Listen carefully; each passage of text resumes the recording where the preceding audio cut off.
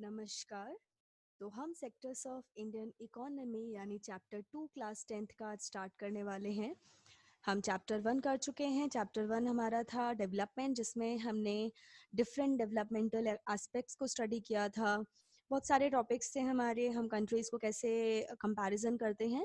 सो हमारा बेसिक जो मोटिव था उस चैप्टर का वो यही जानना था कि कंट्रीज़ को आपस में कैसे कंपेयर किया जाता है, जिसमें हमने बहुत इम्पॉर्टेंट चीज़ सीखी कि आपका जो कंट्रीज़ का कंपैरिजन है वो ज़्यादातर किसके थ्रू करते हैं, नेशनल इनकम और पर कैपिटा इनकम के थ्रू किया जाता है। अब बारी आई नेशनल इनकम को, अगर हम यूज़ करते हैं to compare different countries, in that case आपका नेशनल इनकम को कैलकुलेट या नेशनल इनकम होता क्या है, आएगा कैसे, हम ये डेटा कलेक्ट कैसे करेंगे। Not data means data collection, जो चीज़ें हैं नेशनल इनकम में कौन कौन सी चीज़ें आती हैं। सो जो इकोनॉमी में हमारा नेशनल इनकम है, यही कहीं ना कहीं हमारा जीडीपी कहलाता है। और जीडीपी आपका क्या होता है, it is known as gross domestic product. Gross domestic product, ये कहीं ना कहीं नेशनल इनकम और ग्रॉस डोमेस्टिक प्रोडक्ट यही है। थोड़े बहुत स्लाइड डिफरेंस है, बट वो अभी आपके लिए डिफरेंस मैटर नहीं करता है। आपके फ्रॉम द जो हम आपके पॉइंट ऑफ व्यू से अगर बात करें, so national income and GDP कुछ नहीं है बल्कि सेम है। अब अगर ये दोनों सेम है, ठीक है, सो रही बात इसको कैसे कैलकुलेट किया जाए, या इसको ये जीडीपी आपका क्या होता है, इसके कंपोनेंट्स क्या होते हैं, इसमें कौन कौन सी चीज़ें आती हैं। और अगर इनकम की बात कर रहे हैं, जीडीपी की बात कर रहे हैं, तो कहीं ना कहीं हमारे लिए एम्प्लॉयमेंट भी उतना ही ज़्यादा इम्पॉर्टेंट हो जाता है कि इकोनॉमी में एम्प्लॉयमेंट किस तरह से है, बिकॉज लोगों को हायर करेंगे तभी तो हम प्रोडक्शन करेंगे। सो इस तरह से ये जो हमारा पूरा चैप्टर 2 है, यहाँ पे sectors of the Indian economy हम देखने वाले हैं। यानी हम यही देखने वाले हैं कि कितने तरह के सेक्टर्स होते हैं। जनरली 3 तरह के होते हैं और उन सबसे मिलाकर जीडीपी बनता है।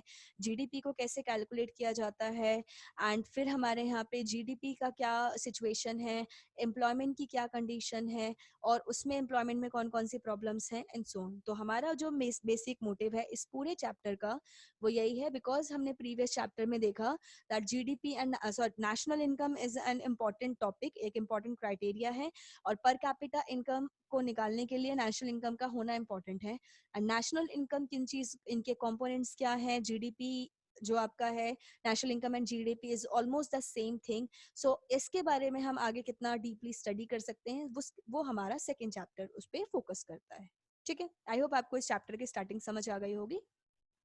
सो बिना टाइम वेस्ट किए हम स्टार्ट करते हैं sectors of the Indian economy chapter number 2। Fine.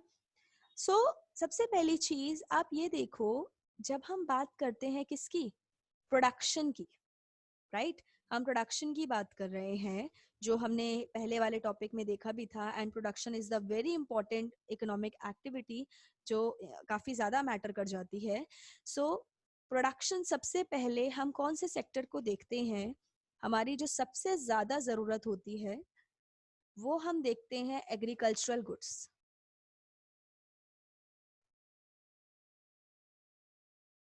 इसके बिना हम अपनी लाइफ को इमेजिन नहीं कर सकते। वीट है, राइस है, पल्सेस हैं, बहुत सारे आपका ऐसे एग्जाम्पल्स हैं जो आपका आपको बेसिक फूड जो आपकी रिक्वायरमेंट है उसको पूरा करते हैं, है ना, उनको पूरा करते हैं। तो सबसे पहले हम स्टार्ट करते हैं production activities. There are many production activities, right? There are many production activities that are undertaken by directly using natural resources. हमारी बहुत सारी एक्टिविटीज़ हैं, इकोनॉमिक एक्टिविटीज़ जो नेचुरल रिसोर्सेज को यूज़ करके की जाती हैं। आपका first is cultivation of cotton. जैसे हम एग्जांपल देखते हैं कि अगर आप किसका कल्टीवेशन कर रहे हैं, कॉटन का कल्टीवेशन कर रहे हैं, किसी भी एग्रीकल्चरल प्रोडक्ट का कल्टीवेशन कर रहे हैं। सो कौन कौन से नेचुरल फैक्टर पे डिपेंड करेगा, रेनफॉल, सनशाइन, क्लाइमेट, ये सारी चीजें। तो कहीं ना कहीं ये आपका किस पे डिपेंड कर रहा है, नेचुरल रिसोर्सेज पे डिपेंड कर रहा है ना। इसी तरह से अगर हम बात कर रहे हैं एक्टिविटी लाइक डेयरी, सो ये भी आपका किसी ना किसी तरह से किस पे डिपेंड कर रहा है, नेचुरल रिसोर्स पे डिपेंड कर रहा है। मिनरल्स एंड ओर्स हैं, ये भी आपके नेचुरल प्रोडक्ट्स हैं, ये भी नेचुरल रिसोर्सेज पे डिपेंड करते हैं। सो इस तरह से जो भी प्रोडक्शन एक्टिविटी में जो भी आपका प्रोडक्ट रेडी हो रहा है और वो अगर नेचुरल रिसोर्सेज पे डिपेंडेंट है, नेचर को एक्सट्रैक्ट करके वो प्रोडक्ट तैयार किया जा रहा है, तो वो हमारा कौन सा सेक्टर होता है, प्राइमरी सेक्टर की एक्टिविटी कहलाती है। जैसे आपका when we produce a good by exploiting natural resources, it is an activity the primary it is the activity of the primary sector. When we produce a good by exploiting natural resources, it is an activity of the primary sector. यानी जब भी हम कोई product use कर रहे हैं और वो नेचुरल रिसोर्सेज को एक्सट्रैक्ट करके हम वो प्रोडक्ट तैयार कर रहे हैं, सो वो हमारी कौन सी एक्टिविटी होगी, प्राइमरी सेक्टर की एक्टिविटी कहलाएगी। This is because it forms the base for all other products that we subsequently make. क्योंकि आपको पता है कि इसके बाद जितने भी प्रोडक्ट्स होते हैं वो कहीं ना कहीं नेचुरल प्रोडक्ट पर, यानी प्राइमरी सेक्टर से जो आपकी कोई ना कोई आपका प्रोडक्ट तैयार होगा वो उसके बिहाफ पर, उसके बेस पर अब आगे जाके काम होंगे। इस वजह से हम इसको कहीं ना कहीं प्राइमरी वर्क कहते हैं, यानी ये काम सबसे पहले होता है, राइट। जैसे कि आप यहाँ पे देख सकते हैं, यहाँ पे फार्मिंग हो रही है, अलग अलग तरह के ट्रीज हैं, वेजिटेबल्स हैं, इन सबको ग्रो कर रहे हैं फार्मर्स। यहाँ पर भी आपका फार्मर जो है वो ग्रो कर रहा है, सो this is also an primary activity. हमारा जो हमारे माइंस हैं वो भी हमारी प्राइमरी एक्टिविटी है, बिकॉज नेचर से एक्सट्रैक्शन हो रहा है।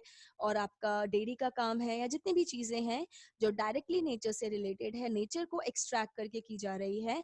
यानी एक्चुअली में वहां पर कोई एक चीज को किसी दूसरी चीज में कन्वर्ट नहीं किया जा रहा है, जो भी चीज है वो डायरेक्टली हमारे नेचर से आ रहा है। सो ये सारे जो एग्जाम्पल्स हैं, जो सारे हमारे टॉपिक्स हैं, वो हमारे प्राइमरी एक्टिविटी यानी प्राइमरी सेक्टर के एग्जाम्पल्स हैं, right?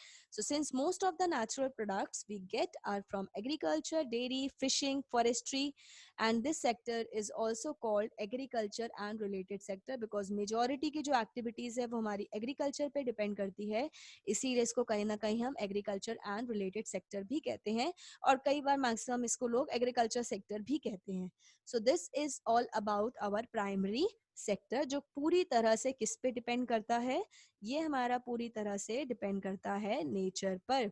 कोई भी प्रोडक्शन एक्टिविटी जो डायरेक्टली नेचर से एक्सट्रैक्ट हो रही है, नेचर से हम रिसोर्सेज को एक्सट्रैक्ट कर रहे हैं और उसके हेल्प से हम कोई सामान तैयार कर पा रहे हैं, कोई प्रोडक्शन कर पा रहे हैं किसी भी गुड्स एंड किसी भी सर्विसेज का, in that case that activity will be known as the activity of the primary sector.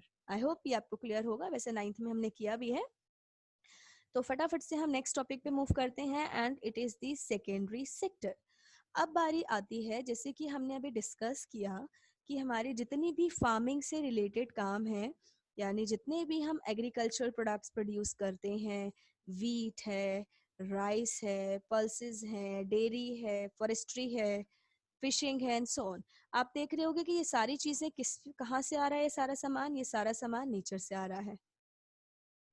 अब अगर आप अपने आसपास, अपने घर में या अपने आसपास जितने स्टोर्स हैं वहां पे अगर आप देखते हो, तो इनके अलावा भी बहुत सारे प्रोडक्ट्स मार्केट में, अगर आप कोई स्टोर जाते हो या कोई भी आप मॉल या कोई भी आप ग्रोसरी शॉप विजिट करते हैं, सो आप वहां पे देखेंगे कि there are other products as well except the natural products. यानी नेचुरल प्रोडक्ट के अलावा भी वैरायटी ऑफ हमारे जितने भी प्रोडक्ट्स हैं, गुड्स की हम बात करते हैं ना, गुड्स की एंड सर्विसेज की, यानी जितने भी हम गुड्स की बात कर रहे हैं, यहाँ पे सर्विसेज की बात अभी नहीं करेंगे। सो गुड्स एंड सर्विसेज हमारे इंपॉर्टेंट टॉपिक होते हैं, इकोनॉमिक प्रोडक्शन हम इन्हीं का करते हैं।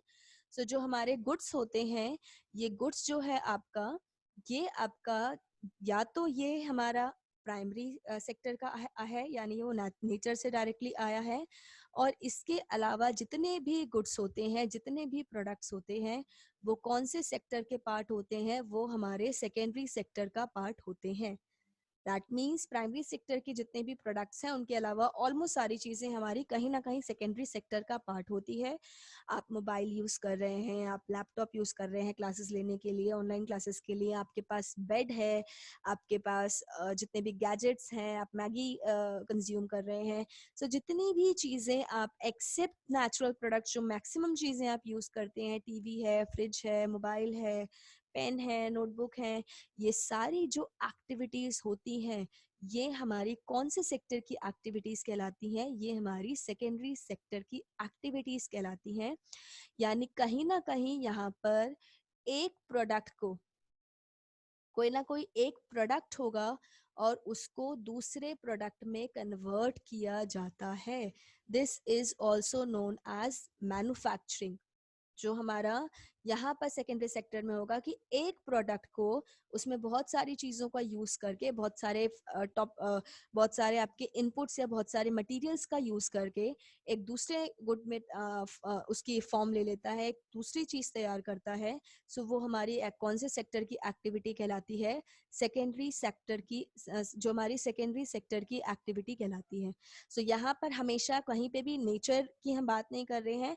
एक प्रोडक्ट दूसरे प्रोडक्ट में कन्वर्ट हो गया, प्लास्टिक आपका ज्योमेट्री बॉक्स में कन्वर्ट हो गई, पेपर जो आपके ट्रीज हैं वो आपके नोटबुक में कन्वर्ट हो गए, बहुत सारे इनपुट्स हैं जो आपके लैपटॉप में या आपके मोबाइल में कन्वर्ट हो गया।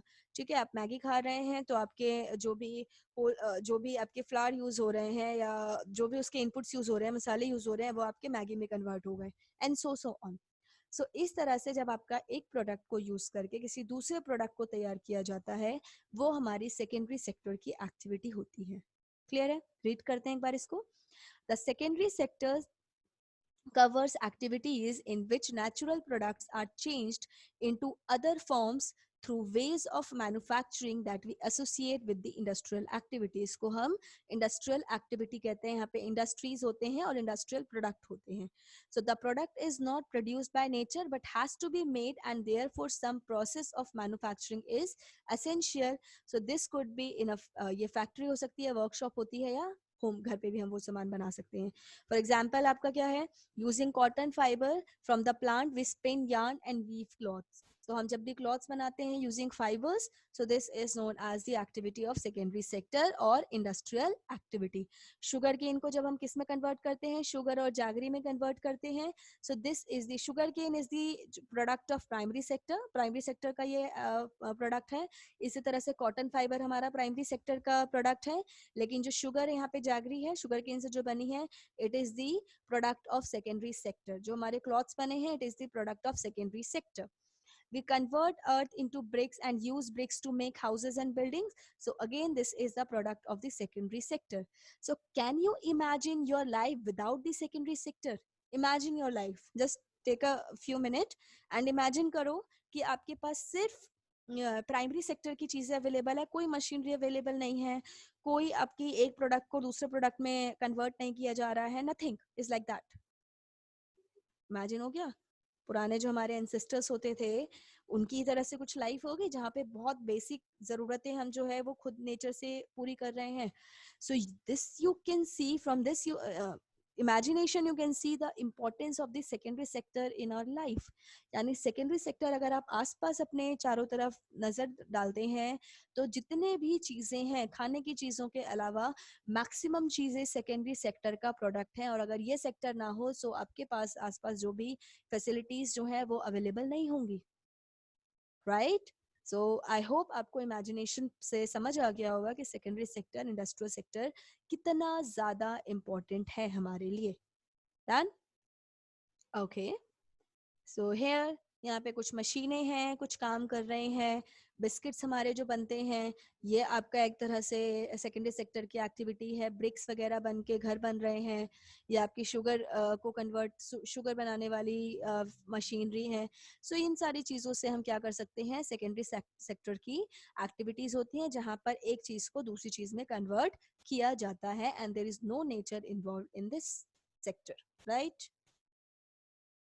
And the third one is tertiary sector, यानी हमारी जो तीसरा इंपॉर्टेंट सेक्टर है। बिकॉज हमने देख लिया हमारे आसपास जितने भी प्रोडक्ट हैं वो सारे सेकेंडरी के पार्ट है। तो अब बचा क्या? अब बचती हैं सर्विसेज। सर्विसेज क्यों इंपॉर्टेंट है? ठीक है भाई, आपने कॉटन के फाइबर्स यूज करके क्लॉथ्स तो बना लिए, अब इन क्लॉथ्स को कस्टमर तक पहुंचाने के लिए क्या हमें ट्रांसपोर्ट की जरूरत है? बिल्कुल है। क्या हमें कम्युनिकेट करने की जरूरत है कि कस्टमर कहाँ कहाँ पे किस किस चीज की रिक्वायरमेंट है? सो कम्युनिकेशन की रिक्वायरमेंट है। कहीं ना कहीं हमें बहुत सारी और फैसिलिटीज की रिक्वायरमेंट है ना भाई? अगर सारे क्लॉथ्स हमारे नहीं बिक रहे हैं या फिर बहुत सारी चीजें हैं, तो हमें कहीं ना कहीं इसको स्टोर करके रखना पड़ेगा, तो हमें स्टोरेज की रिक्वायरमेंट है। सो जब भी और इन सब की हम क्या ले रहे हैं, फैसिलिटीज ले रहे हैं, ये सर्विसेज दे रहे हैं अपनी, यहाँ पे कोई प्रोडक्ट तैयार नहीं हो रहा है। यहाँ पर हर कोई अपनी सर्विस यानी अपनी अपने आप को या अपनी चीजों को यूज करने के लिए अपॉर्चुनिटी दे रहे हैं, right? So these are the examples of the service sector or the third sector, which is tertiary sector. So these are activities that help in the development of primary and secondary sector. Because cotton और cloths का business तभी established है जब transportation के through customer तक पहुंचाया जाए। Mobile phone आप बना रहे हैं तो वो तभी आपका business वो होगा, फ्लरिश करेगा जब आप उसको कस्टमर के पास पहुंचा पाए। ठीक है, इसी तरह से जब आप कम्युनिकेट कर पाएंगे अपने प्रोडक्ट के बारे में, तभी आप बिजनेस में एक्सपैंड कर सकते हो। So primary and secondary sector कहीं ना कहीं कौन से सेक्टर पे डिपेंडेंट है? इसी तरह से अगर आपके एग्रीकल्चरल प्रोडक्ट्स हैं, आपके अनाज हैं, ग्रेन्स हैं, वो आप तक कैसे पहुंच रहे हैं? एक रूरल एरिया से जब किसान उसको प्रोड्यूस कर रहा है, सो हम तक उसको पहुंचाने के बीच में जितने भी लोग इन्वॉल्व हैं, वो सारी टर्शरी सेक्टर की एक्टिविटी कहलाती है। That's why this sector is again so much important, and without this sector हम इमेजिन भी नहीं कर सकते, बिकॉज ट्रांसपोर्टेशन वगैरह तो काफी समय से चलता आ रहा है ना? So these activities by themselves do not produce a good, ये कोई भी गुड को प्रोड्यूस नहीं करते हैं, बल्कि ये एड है यानी हेल्प प्रोवाइड करते हैं, सपोर्ट करते हैं पूरी प्रोडक्शन प्रोसेस को। Transportation and communication are the major example that supports any production activity. Goods that are produced in the primary or secondary sector would need to be transported by trucks or trains, है ना? Primary और secondary sector के जो भी goods हैं वो आपका transport करना इंपॉर्टेंट है। At times it may be necessary to store these in godowns or warehouses. कई बार हमें क्या होता है, अनाजों को पूरे साल के लिए हमें जब यूज करते हैं तो हमें वेयर हाउसेस की जरूरत पड़ती है ना? इसी तरह से वी ऑल्सो में need to take to other, हमें सॉरी बात करने की जरूरत है, टॉक करने की जरूरत है, सो हमें टेलीफोन यानी कम्युनिकेशन की रिक्वायरमेंट होगी। कई बार हम बैंक से लोन मांगते हैं, आपने देखा है कि कई बार हमें बैंकों से लोन मांगने की जरूरत पड़ जाती है, सो उसमें भी आपकी कहीं ना कहीं सर्विस ले रहे हैं। So these all are the examples of service sector, जहाँ पे आपको कोई ना कोई अपनी सर्विस यानी सेवा प्रोवाइड कर रहा है।